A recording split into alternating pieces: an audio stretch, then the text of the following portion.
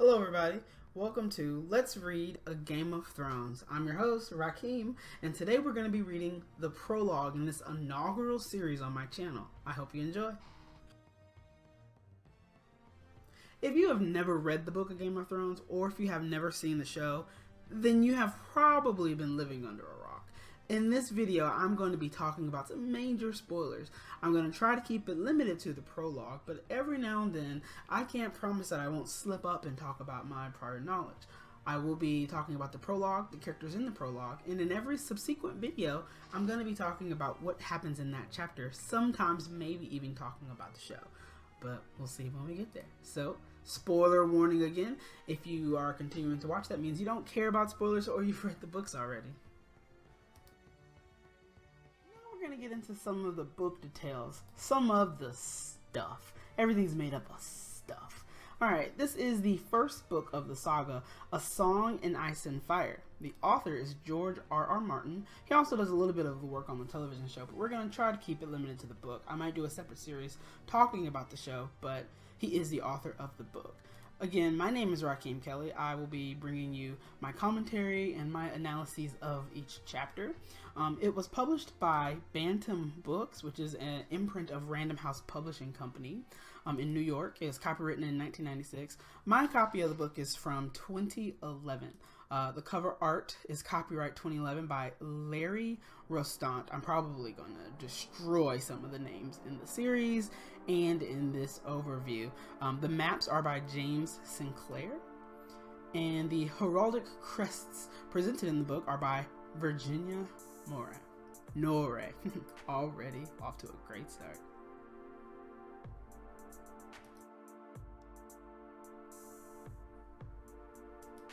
Alright, so what is a Let's Read? I think it's pretty new. I haven't seen anything like this online before. A Let's Read is something that's similar to a Let's Play, where I'm going to be going through stories with you guys. I'm going to be talking about stories slowly, not giving you overall book reviews, maybe until at the end of the book that I've read at that time, but I'm going to try to go chapter by chapter, talk about the characters slowly, how they grow, how they change, and that's kind of what I want this series to be. So follow my journey through literature as I give chapter by chapter analyses and commentary on books that I enjoy reading. We're going to be reading fantasy, science fiction, romance, just a bunch of things. Game of Thrones, Lord of the Rings, Lord of the Flies. We're going to be reading some quote-unquote good literature too, such as To Kill a Mockingbird is on my list of things to read, so stay tuned. Eventually, hopefully, as I build an audience, I will be taking suggestions on what you guys would like me to read. If more than 10 people are watching and wanting me to read certain things, then hey, I'll do it after we get through all of Game of Thrones.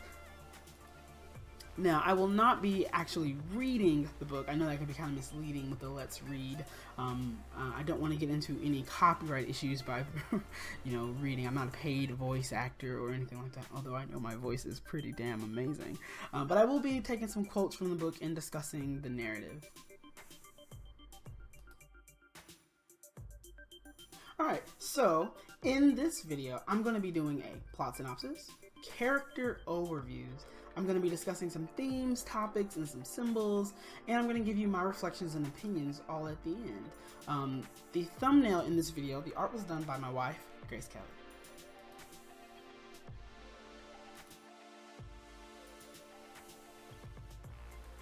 Now we're going to talk about the prologue synopsis. I like to divide my prologue synopsis based on the who, what, when, where, why, and how.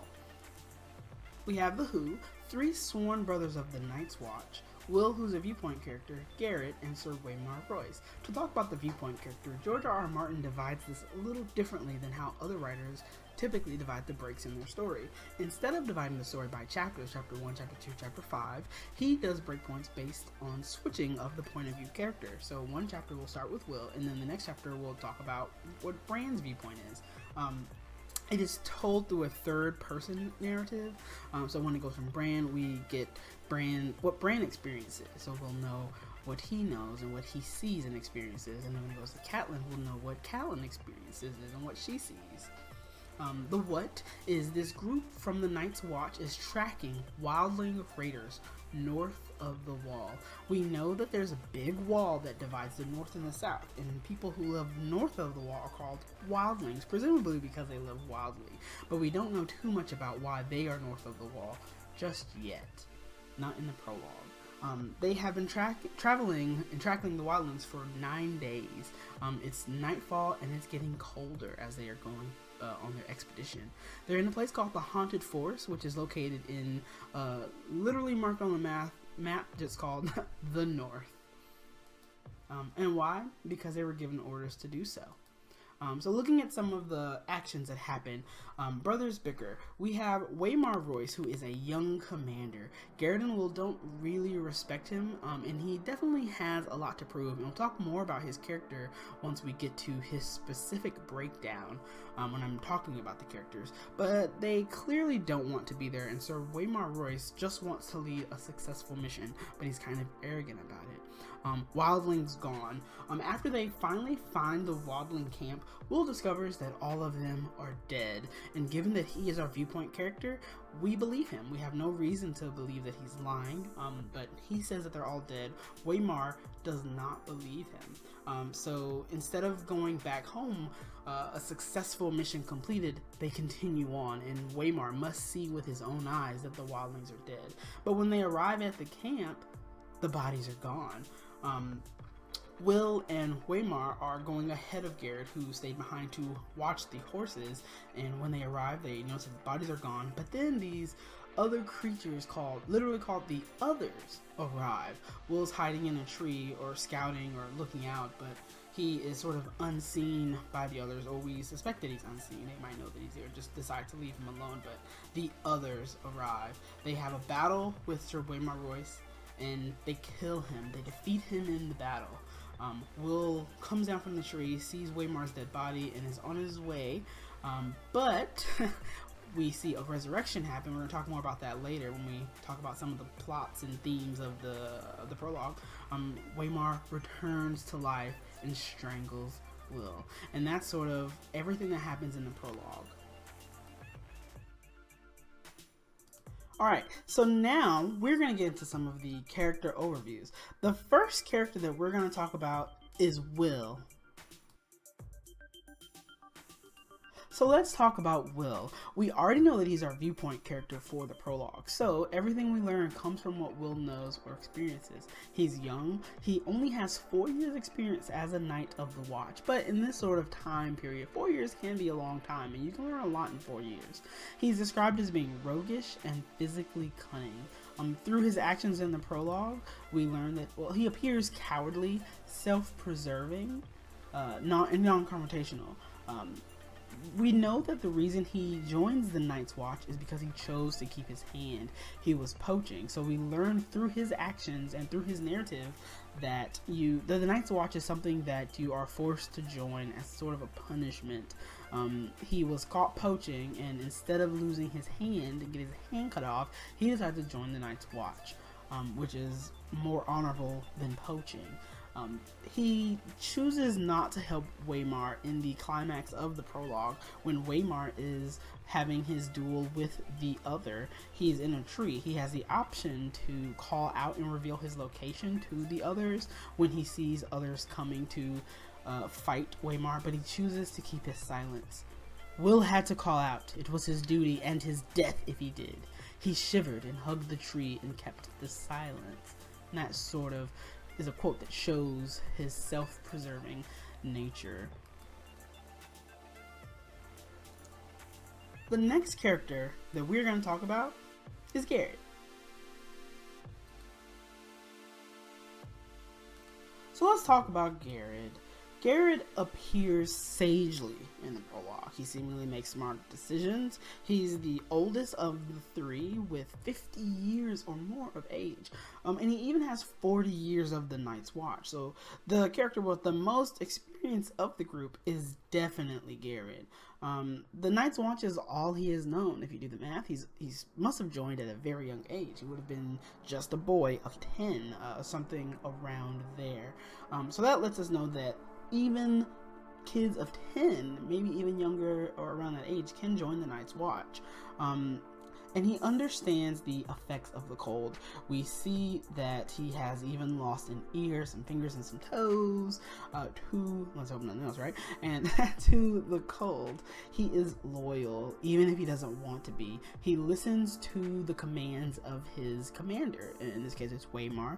Although he clearly does not respect Waymar. He's got way more experience, way smarter than Waymar, but Waymar is in charge, so he does listen to him, even if it's through gritted teeth. We see the scene where he is instructed to stay with the horses, and he does as he is told. He does not light the fire, and he stays with the horses. But in that same regard, he does have a little regard and respect for Waymar.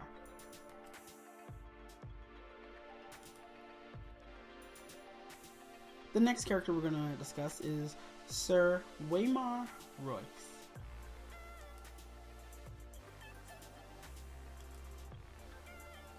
Sir Waymar Royce, Waymar, I'll probably refer to him as Waymar from here on out. He appears arrogant and definitely has something to prove. He is the youngest son of an ancient house with too many heirs.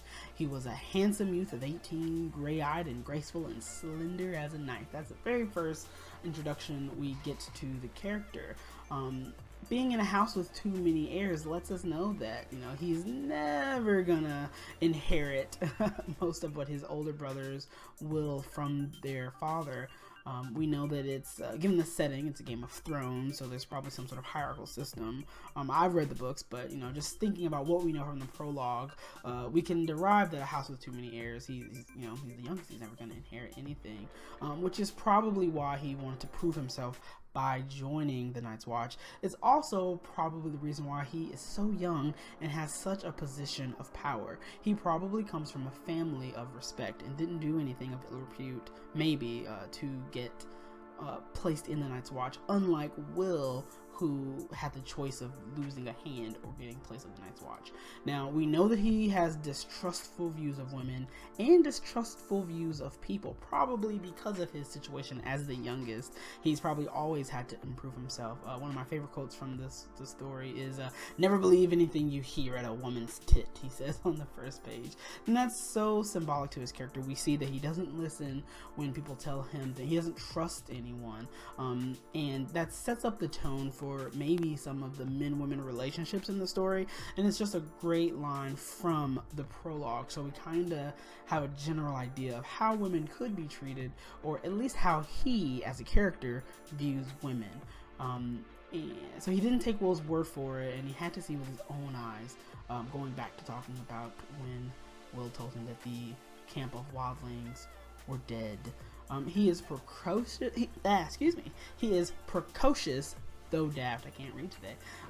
He is stubborn and smart. He failed to be unmanned by fear, which is a phrase that he said quite often, maybe 2 or 3 times to the other characters. What unmans you? Is it the dark? But he failed to be unmanned by fear. He pushed forward through his idiocy, if you will. We see certain times where he is displaying that arrogance, where he has a long sword moving through thick wood, and Will even tells him, "Oh, that sword's going to get tangled," that sort of thing. He is a skilled, talented, or special character. We know this because he's only 18, yet he is the commander of the Night's Watch. So what did he do to, deserve that position, as discussed, based on his heritage? And one thing I did forget to say, speaking of his precociousness, we know he is really smart. He knows that a man can't freeze to death based on what they described as the weeping of the wall. The wall must be made of ice. You can kind of use context clues and discover that because it's melting when it's weeping. But he is not unmanned by fear, and he decides to push forward even through the counsel of someone like Garrett, who is wise and who has experience north of the wall. Alright, the next character who we're going to talk about, or characters in this case, are the others. Right off the bat in the prologue, we experience the supernatural.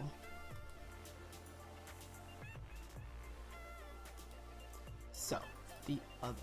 The others are blue-eyed, milk-skinned unknowns. They're sentient.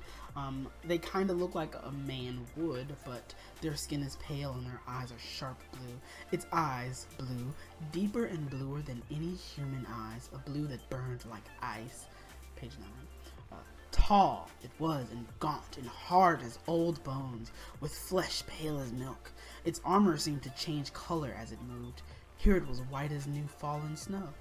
There black as shadow, everywhere, dappled with a deep gray-green of the trees. So we sort of get a physical description of what they are like.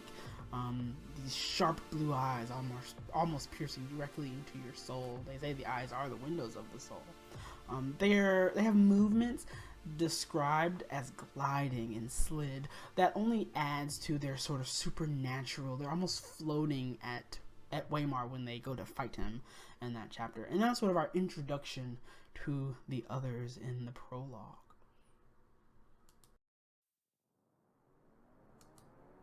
So more about the others. They wield unnatural or supernatural weapons. When they appear on the scene and they have the confrontation with Waymar and Will, they bring a cold. Now, Will and Waymar are already kind of cold. Like it's almost winter, or winter is there, or it's snowing. There's a big snowstorm coming. But when the others are there, there is a palpable coldness that the characters feel. They talk about feeling a cold as if it was brought by the others. No human metal had gone into the forging of that blade. It was alive with moonlight, translucent. I can't read today. A shard of crystal so thin that it seemed almost to vanish when seen edge on. There was a faint blue shimmer to the thing, a ghost light that played around its edges, and somehow Will knew it was sharper than any razor. This is describing one of the weapons that the other who fought Waymar wielded. It's sort of a magical weapon. It's not made by man. They speak a language. The other said something in a language that Will did not know. His voice was like the cracking of ice on a winter lake, and the words were mocking. And they were also referred to as the Watchers. They watched the fight with Waymar and the single other, the others who were arriving, the other others, not the other others, the other others. They watched the fight and they were referred to as the Watchers before they moved in, which is ironic, as we would later know, because the Night's Watch are also known as the Watchers of the Wall. So that was sort of an interesting comparison, which we'll probably talk more about when that comes up in the books later. So I'm just going to briefly talk about some of the other characters who appeared in the narrative or were mentioned. So clearly we're going to meet some other sworn brothers of the Night's Watch, also referred to as the Black Brothers. We'll probably meet some more of the Wildlings, unless they're all killed, which I know that they're not, that live north of the wall, and they're raiders, they're wild. The story referenced Maester Aemon, who is maybe a medical official. The scars around his ear holes flushed red with anger, where Maester Aemon had cut the ears away. So someone who was operating on Garrod, probably some sort of medical official, but we'll learn more about Maester Aemon as the story progresses, I'm sure. We have Mormont. Mormont said as we should track them, and we did, and that was coming from Garrod. So Mormont obviously has more authority in the Night's Watch than Waymar, but we haven't officially met his character yet. Just before Waymar dies, he yells, "For Robert!" Those are Waymar's last words, so Robert is going to probably appear as an important character later on. And then we have the Malister Free Riders, very, very lightly mentioned. They just caught Will poaching. Maybe they'll be important later, maybe they won't. Alright, so now one of my favorite parts to talk about, the themes, topics, and the symbols. There are definitely differences between themes and topics and symbols, but I'm just going to group them all into one and talk about some of the things that I noticed that were presented in the prologue. It's very important to note that the prologue will set the tone for the entire narrative. So a lot of the themes that appear in the prologue, although not necessarily all of the themes, are probably going to be some of the most important things in the story. Right off the bat, we have man versus nature. We see this with the Night's Watch versus wildlings. What does it mean to be wild? Probably to be closer to nature. And we'll learn more about the wildlings as we read on. Man versus the others. The others are sort of this supernatural, creature, if you will. They're definitely not human, but they are, so they have to be closer to nature. There's some enemies a fire will keep away, Garrett says, in talking about the others. And then we have literal nature, the haunted forest and the cold. We're in a forest that's not only a dense forest, but it's coined or named the haunted forest, meaning that some shit's probably gone down there that makes it worth that name. And then we have the cold, a part of nature that is a great equalizer, if you will. Nothing burns like the cold, but only for a while. Then it gets inside you and starts to fill you up, and after a while you don't have the strength to fight it, said Garrett. So they're literally fighting the wildlings, they're fighting the others, and they are fighting the cold. They don't want to freeze to death, which is a big issue in this situation. And given that the series is called A Song of Ice and Fire, it's probably a safe assumption that the cold will be an important factor. We have the themes of age and experience. And if you look at the three sort of focus characters, Garrett, who is old, he's the oldest of the three, he has the most experience. Will, who is older than Waymar but younger than Garrett, has some experience. And Waymar, the youth, has the least experience. He does not have very much experience, and we see that with his sort of leadership style. He leads he leads himself and Will straight to death based on his lack of trust in his team, and basically overall his just inexperience. Whereas Garrett is presumed alive at the end of the chapter. We don't actually see him die, so maybe he is alive. And he definitely has the most physical experience based on the limbs that he's lost in the journey that he's lived. His life has basically been spent on the wall as a member of the Night's Watch, a Black Brother. So more themes, topics, and symbols: honor, duty, and loyalty, and ultimately the choices that characters and we as people make. We see the viewpoint character with a choice that changes his life. If he had got that hand cut off, he probably would still be alive today, but instead he chose to put on the black, if you will, putting on the black or losing a hand. And then he also chose to listen to Waymar, also Mormont, because Mormont obviously leads Waymar, leads the Night's Watch, if you will, and gives the ultimate order. But there are many times where Will contemplates, going against Waymar. He just wants to go home. The colder it got and the more afraid he got, the more unmanned by fear he got, the more unruly and the more he really just wanted to disregard Waymar's orders. And we see that with Waymar as a character, given that he is the youngest of probably a noble house, and we want to know his motives for joining the Night's Watch, there's definitely some honor, duty, and loyalty at play. He does not want to return to the wall without having successfully completed his mission, which kind of goes into honor, if not arrogance. Another topic that comes up is facing your fear and fear of the unknown. There are things to be learned even from the dead. Waymar Royce says when talking about if the wildlings are dead, he just wants to face his fear and continue forward, and he's encouraging Will and Garrett to face their fears, knowing that they're scared. But for some reason he's not afraid, and we don't know why he's not afraid. I know I would be. Yeah.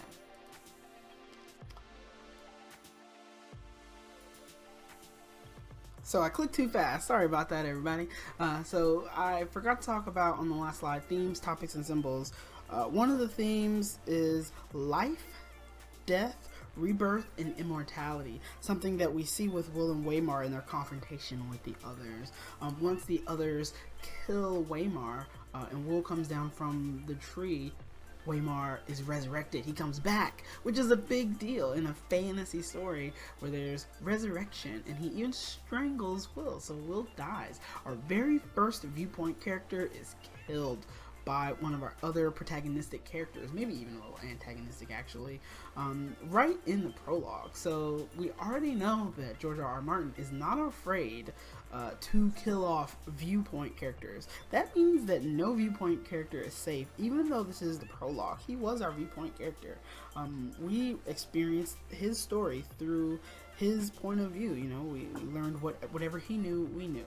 And that made his death all the more important for setting up the narrative to come, while also touching on a crucial point that not only are these others super powerful, they have magic weapons, they have magic eyes, they bring cold, they have magic powers, but it appears that the things they kill come back to life, and that's very important. So the next topic is knowledge versus ignorance. Waymar must see wildlings with his own eyes, and that ends up becoming his downfall. He is in the search for knowledge instead of staying ignorant. So knowledge would seem to be important as sort of a tertiary, or not tertiary, but sort of a later theme. It'll probably come up a lot more later in the story. We also have the themes of trust and respect, or trust versus respect. We have so thinking back to the age and experience, we have characters with more experience who don't necessarily trust the characters with less experience. Waymar doesn't trust his team. He fails to be a successful leader, but he also fails to be a successful leader because Will and Garrett do not give him any respect. It is hard to take orders from a man you laughed at in your cups. They're talking about drinking. Will reflected as he sat shivering atop his Garrett's type of horse. Garrett must have felt the same. So lastly, we have a few more themes, topic, and symbols to discuss. One more theme is power, or symbol, or topic is power. Waymar has pride and he's in charge. Pride is many a man's downfall. We see the vulnerability of the strong. He's in a position of power and he tries to make the right decisions, but they lead him astray. We also have the vulnerability of the cowardice, where Will has no power in the situation, but he still dies. So we have both sides of the coin, someone with power, someone without power, still getting killed in our, brought down the equalizer, right? Death. Garrett is the blend. He's presumably still alive. He is not necessarily too strong, but he's not necessarily too weak. Smaller themes that may become more relevant: war. We see the fight with the wildlings, maybe even a war with the others. Gender roles and identity. All men are the Black Brothers, the Night's Watch. Are there any women in the Night's Watch? And then going back to Waymar's comments on gender, trusting what women say. And then we have adventure, one of my favorite themes, and themes that you see in fantasy a lot: the journey, or the quest. And here we have three protagonists who are going into the woods. Alright, so my thoughts about this narrative in the prologue. I thought the prologue was really well written. It's a good introduction to the story to come. I really can't wait to read more of the story, even though I've already read the first 3 books in the series. It's like coming home when you really enjoy a story. As I read through more of the chapters, then I'll sort of compound my thoughts about how the story is building, how the tension is wrapping, if it's getting boring, if the pacing is good, but the prologue is all I've read and discussed so far, so there's not too much you can say about a 10-page prologue, but it was good and it was well written and I enjoyed it.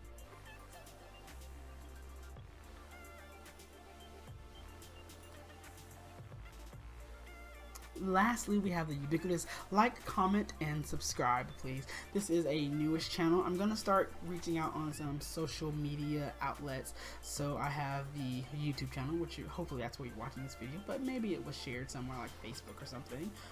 Facebook. I am at Riakeem on Twitter. That's Riakeem. Just think of it as a silent I. It's not Riakeem, but it's Riakeem. I have a Goodreads account. You can find me at this link. Hopefully I'll find out how to do the click buttons that people on YouTube do, but I'm still fairly new at this. And then we have Snapchat, Pinterest, and Instagram, all coming soon. Thank you so much for watching. This has been Let's Read a Game of Thrones, and I have been Riakeem. Have a great day. See you tomorrow.